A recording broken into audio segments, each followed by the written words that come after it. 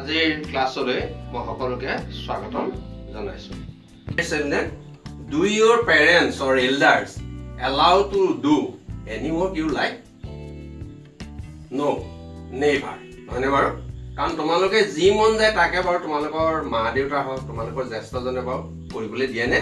কেতিয়াও নিদিয়ে নহয়নে বাৰু? গতিকে এইখিনি কথা তেনেকুৱাবোৰ কথা তোমালোকক আগৰ ক্লাছত মই ক'লো। আমান্দা কবিতাটোত এই স্পিকাৰ মাকৰ হতুৱাই মানে আমান্দা কৈছে যে কিখিনি বাধা দিয়া হয় সাধাৰণতে ছাত্ৰ ছাত্ৰী শিশু অৱস্থাত কেনেকুৱাখিনি বাধা দিয়ে সেই কথাখিনিৰ ওপৰত তোমালোকক ক'লো। এতিয়া তোমালোকে কবিতাটো উলিয়াই লোৱাচোন বাৰু। কবিতাটো উলিয়াই লোৱা মানে ফাৰ্ষ্ট ছেকেণ্ড ষ্টেণ্ডাৰ্ড চোৱা তোমালোকৰ ৰাইমিং ৱৰ্ড কেইটা আণ্ডাৰলাইন কৰা। ছেকেণ্ড ষ্টেণ্ডাৰ্ড চোৱা ৰাইমিং ৱৰ্ড চিৰ ৰাইমিং ৱৰ্ড হ'ল মি। নেক্সট তোমালোকে আকৌ চোৱা থাৰ্ড ফ'ৰ্থ ষ্টেণ্ডাৰ্ডত চোৱা ষ্ট্ৰীট ফিট। নেক্সট তোমালোকে ছিক্স ষ্টেণ্ডাৰ্ডত চোৱা কেয়াৰ ৰেয়াৰ। এইখিনি এই ৰাইমিং ৱৰ্ডখিনি তোমালোকে কেয়াৰ ৰেয়াৰ আৰু ৰেয়াৰ লগত সেয়াৰো মিলি যায়। গতিকে এই ৰাইমিং ৱৰ্ডটো তোমালোকৰ আহে। কবিতাৰ পৰা তোমালোকৰ ইংলিছ কবিতা মিনিং আহিব ৱৰ্ড মিনিং। সেই ৱৰ্ড মিনিংখিনি মই যোৱা ক্লাছত দিছিলোঁ আৰু এতিয়া সেই ৰাইমিং ৱৰ্ডখিনি তোমালোকে আণ্ডাৰলাইন কৰি থবা। এতিয়া মই তোমালোকে প্ৰতিটো ষ্টেণ্ডা ভাল ধৰণে চাই ল'বা। ইংৰাজীত মই গোটেই কথাখিনি কৈ দিব বিচাৰিছোঁ আৰু তাৰ পৰাই তোমালোকে উত্তৰখিনি কৰিবলৈ বহুত সহজ হ'ব। In the first stanza Amanda is asked not to bite nails, not to hunch her shoulders. She is asked to stop sitting with bended and she is asked to sit up straight. প্ৰথম ষ্টেণ্ডাটোৰ তোমালোকক ইংৰাজীত এই কথাখিনি কৈ দিলোঁ কি নকৰিবলৈ কৈছে আৰু কি কৰিবলৈ কৈছে। এই কথাখিনি তোমালোকে তাৰ পৰা কেইবাটাও প্ৰশ্ন হ'ব পাৰে আৰু তোমালোকে উত্তৰখিনি কৰিবলৈ নিজে যত্ন কৰিবা। নেক্সট তোমালোকে in stanza second the poet describes the happy life of a mermaid who lives alone and freely. In stanza 3, Amanda is asked if she had finished her homework, if she had tidied her room and cleaned her shoes. A third stanza to tai homework korile nai, tai room to safa korile nai, juta jo safa korile nai, eikhini kotha ke kodise heikhini kotha tomaloke note koriba. Next, আকৌ চোৱা in stanza 4 the poet describes the silent, solitary but free life of an orphan which is much better than Amanda who had no freedom at all to do the work she liked. In stanza 5, Amanda is asked not to eat chocolate and look at the speaker when she is speaking to her. এই পাঁচটা standard প্ৰথম পেজৰ পাঁচটা standard পাঁচটা তোমালোকে ইংৰাজীত এই কথাখিনি আৰু তাৰ পৰা যিখিনি প্ৰশ্ন হ'ব পাৰে try to do yourself. In stanza 6, the poet refers to one Rapunzel story. Who has not care? Life in a tower is peaceful and rare, but no one likes to come from that place. In the seventh stanza, Amanda is asked to stop that sulking and not to be moody. At the same time, the speaker is aware that anyone would think that she nagged at her. আমি এতিয়া এই সাতটা এই পয়েমটোৰ সাতটা stanza আছে আৰু সাতটা স্টেঞ্জাৰ গোটেই কথাখিনি মই তোমালোকক ইংৰাজীত ভাগ ভাগ কৰি কৈ দিলোঁ আৰু তোমালোকে বাৰে বাৰে এই ভিডিঅ'টো ৰিপিট কৰি তোমালোকে এইখিনি যুগুতাবা আৰু প্ৰশ্নোত্তৰ তাৰ পৰাই কৰিবলৈ তোমালোকে উজু হ'ব বুলি মই ভাবিছোঁ আৰু প্ৰথমতে আমি এটা প্ৰশ্ন মই তোমালোকে গম পাবাই যে হু composed this poem সকলোৱে জানাই যে Robin Klein the poet Robin Klein composed this poem. Next ইয়াত টেক্সচুৱেল কেইটামান প্ৰশ্ন আছে মই দুটামান প্ৰশ্ন তোমালোকৰ লগত আলোচনা কৰিব বিচাৰিছোঁ how do you think Amanda how এটা old do you think Amanda প্ৰথম কোৱেশ্চনটো আছে how old do you think Amanda is লগতে আৰু এটা সুধিছে যে how do you know this এতিয়া আমি গম পালো কবিতাটো after discussion the poem আমি কবিতাটো আলোচনা কৰাৰ পিছত আমি গম পালো যে I think Amanda is a teenager teenager বুলি আমি গম পাইছো কিয়নো how do you know this বুলি কৈছে কিয় জানিলা এই কথাটো কেনেকৈ জানিলো তোমালোকে এই কথা এটা লিখিব পাৰিবা this is the age when a child wants to have freedom and live her or his own life teenagers don't like nagging tani ইয়াত কৈছে যে নেগ মানে মাক দেউতাক মাকে মানে গালি পৰা কথাটো ভাল পোৱা নাই ইয়াত কৈছে টিনেজাৰ সাধাৰণতে টিনেজাৰ কি হয় ডোন্ট লাইক নেগিং সাধাৰণতে কি হয় টিনেজৰ ল'ৰা ছোৱালীয়ে গালি শুনি ভাল নাপায় and want to have free life আৰু মুকলিমূৰীয়া জীৱন যাপন কৰিবলৈ বিচাৰে এই কবিতাটো সেইখিনি কথা কৈছে Amanda is asked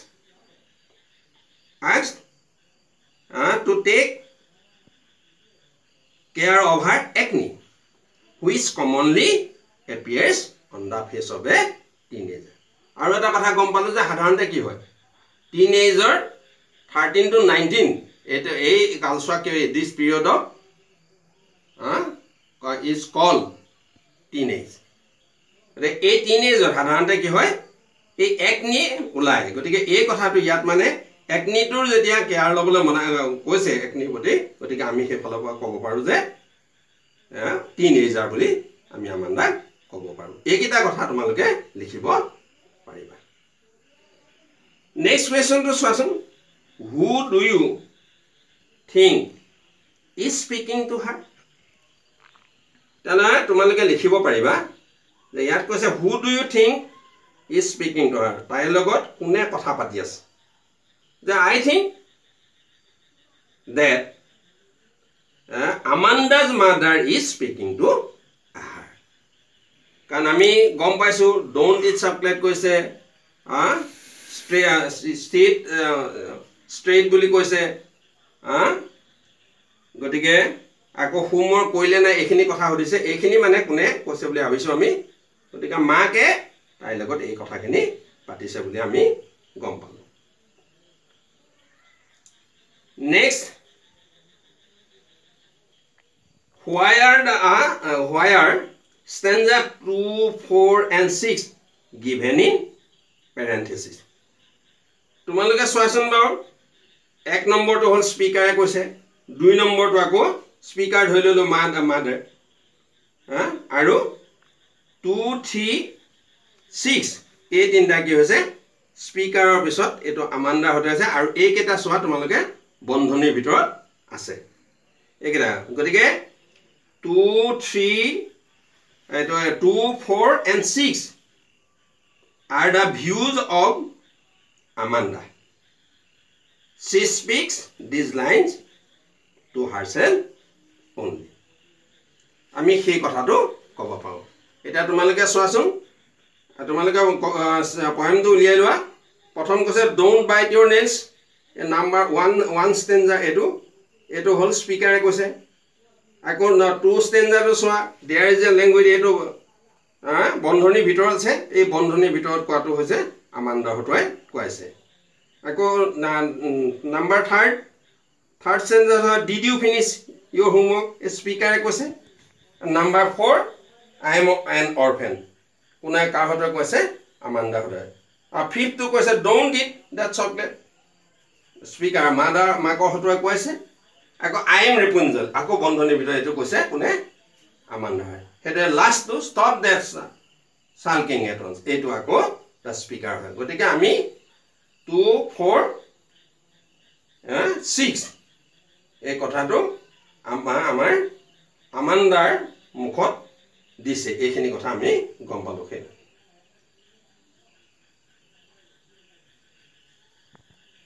question number 4 to চাওচোন বাৰু who is the speaker in stanza 2 4 and 6 এটো যে আমি গম পালো 2 4 আর 6 এটো কি হল Amanda is the speaker in stanza 2 4 and 6 হে কথাটো এতিয়া আগৰটো কোৱেশ্চনৰ আলোচনা কৰিলো হে কথাটো কলো next is that do you think this speaker is listening to the speaker in stanzas 1 3 5 and 7 তা তোমালোকে ভাবা নিবাও যে স্পিকাৰে এখিনি কৈছে do you think this speaker speaker listening to the speaker in stanza 1 3 5 and 7 এই 1 3 5 আৰু 7 ৰ কথাখিনিৰ প্ৰতি গুৰুত্ব দিছে বুলি no তোমালোকে লিখিব লাগিব কি no I don't think না কাৰণ মই নেভাবো যে no I don't think this speaker is listening to the speaker in stanza 1 3 5 and 7 কাৰণ কি হল এখিনি স্পিকাৰে কৈ আছে আমান্দা কিন্তু আমান্দা সেই কথাখিনি গুৰুত্ব দিয়া নাই সেই কথাটো আমি কম বাকি তোমালোকে এই কথাখিনি চাবা এই গুটেই কথাখিনি আৰু এটা কথা ক'ব পাৰিবা আৰু সমুতে ক'ব পাৰি is Amanda an orphan why does she say so এটো মই কৈ দিছো বাৰু is Amanda an orphan Amanda orphan হয়নে মাৰা হয়নে no তোমালোকে no but she is fed up with the restriction imposed on her এদিকে কিন্তু কি হৈছে তাইৰ ওপৰত মানে বহুখিনি তাইৰ বাধাৰ মাজত আছে কিন্তু তাই আসলে অৰফেন নহয় she does not like such a control life তাৰমানে তেনেকুৱা মানে শাসনত থকা জীৱন তাই ভাল নাপায় she wants freedom so she wishes to live like an orphan who has no one to control her আসলে তাই অনবতে গালি পাৰি থকা অনবতে বাধা দিয়া ইটু নকবা হিটু নকবা এই কথাখিনি মানে ভাল নাপায় সেই কাৰণে তাই নিজে মানে অৰফেন বুলি কৈছে আসলে অৰফেন তেও নহয় তেনেকুৱা নাই মাউৰা হলে সেইখিনি কথা মাক বাপেকে ক'বলৈ নাথাকে গতিকে তাই এটা মুক্ত জীৱন যাপন কৰিবলৈ বিচাৰিছে এই কেইটাৰ উত্তৰ মই মানে বাকিখিনি তোমালোকে কি কৰিবা নিজে চেষ্টা কৰিবা try to do yourself আৰু অলপ এখিনি অলপ দীঘল হ'ব গতিকে তোমালোকে সেইখিনি কথা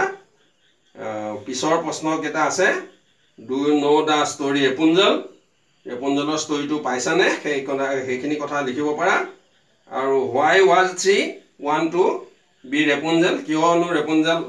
হোৱা কথা কৈছে আৰু Rapunzelৰ এটা আছে Rapunzel কোন বুলি ক'লে তোমাৰ Rapunzel was a golden haired fairy who lived peacefully in a tower গতিকে Rapunzel কোন বুলি যদি তোমাৰ প্ৰশ্ন আহে তেতিয়াহলে হ'ব Rapunzel was a golden haired fairy who lived peacefully in a tower.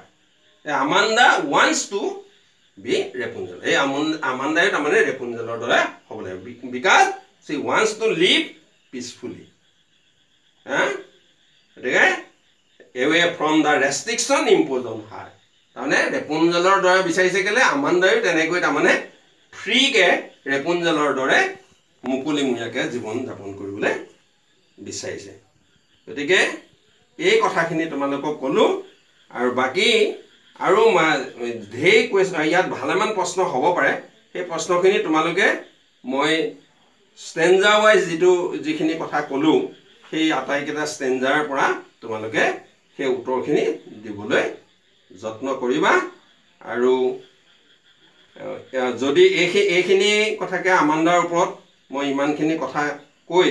আজি আমান্দা কবিতাটোৰ দুদিনীয়া ডিসকাশনে ইমানতে সামৰণি মাৰিলো আৰু ভাবিছো তোমালোকে কিছু উপকৃত হবা শেষত সকলোকে ধন্যবাদ জনাই আজি মই পাঠ ইমানতে সামৰণি মাৰিলো